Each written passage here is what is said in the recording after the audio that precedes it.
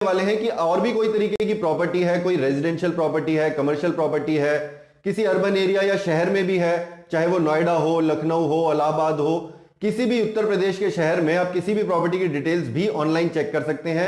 ये हम जानेंगे इस वीडियो में, तो आप इस वीडियो में लास्ट तक जरूर बने रहिएगा। स्टेप बाय स्टेप प्रोसीजर आप मिस ना करें, इसके लिए आपको ये लास्ट तक वीडियो देखना बहुत जरूरी है। चलते हैं सीधा मेरी कंप्यूटर स्क्रीन पे। तो अगर उत्तर प्रदेश में आप किसी भी प्रॉपर्टी की डिटेल्स निकालना चाहते हैं कि कौन उसका असली मालिक है, कितना उसका एग्जैक्ट एरिया है, लास्ट सेल वैल्यू कितनी थी उसकी, या कितनी स्टैंप ड्यूटी भरी गई उसके ऊपर, तो उसके लिए आप क्या करेंगे, सबसे पहले गूगल में जाके IGRS UP टाइप करेंगे। जैसे ही आप एंटर करेंगे ये पहला ही रिजल्ट मिल जाएगा आपको IGRSUP.gov.in।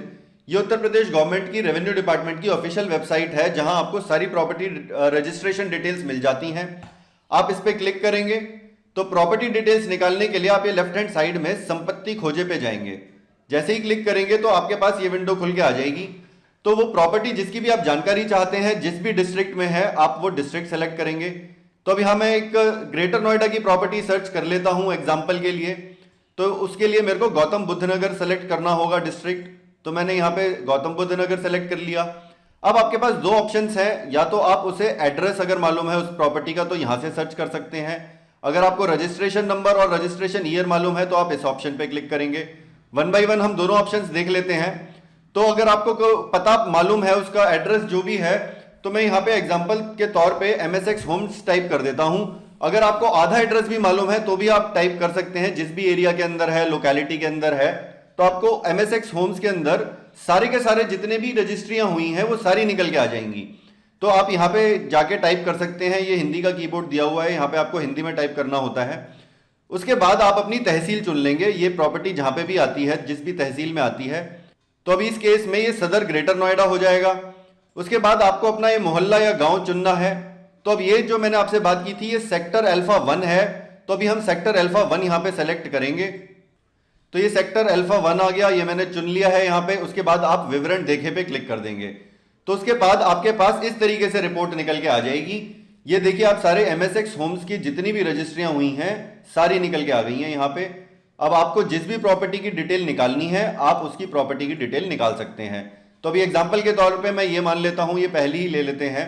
इसमें देख रहे हैं आप ये जो ओनर्स हैं उनके नाम आ गए हैं, मोनिका बंसल और रंकेश्वर बंसल के नाम पे ये प्रॉपर्टी है। तो अब हम इसकी डिटेल्स निकाल लेते हैं। आप इसकी डिटेल निकालने के लिए यहाँ पे चयन करे पे क्लिक करेंगे, तो उसके बाद आपके पास ये रिपोर्ट निकल के आ जाएगी। इस तरीके से ये रिपोर्ट निकल जाएगी। तो अब आप ये देखिए यहाँ पे आपको क्या क्या डिटेल्स मिल रही हैं। एक तो रजिस्ट्रेशन डेट मिल रही है आपको, 2017 में ये रजिस्टर हुई थी प्रॉपर्टी। उसके बाद रजिस्ट्रेशन नंबर है इसका 8161।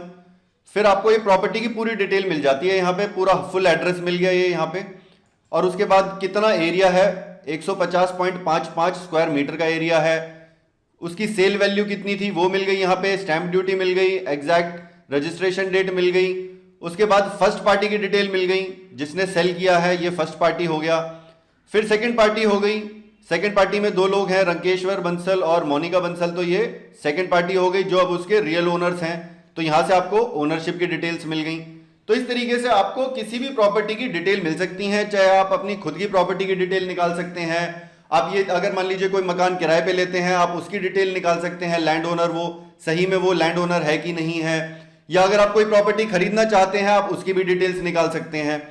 तो ये तो बात हो गई कि आप एड्रेस अगर मालूम है तो किस तरीके से डिटेल्स निकलती हैं। अब हम ये देख लेते हैं कि अगर आपको रजिस्ट्रेशन नंबर मालूम है तो कैसे डिटेल्स निकालेंगे। तो आप इस वाले सेकंड ऑप्शन में जाएंगे।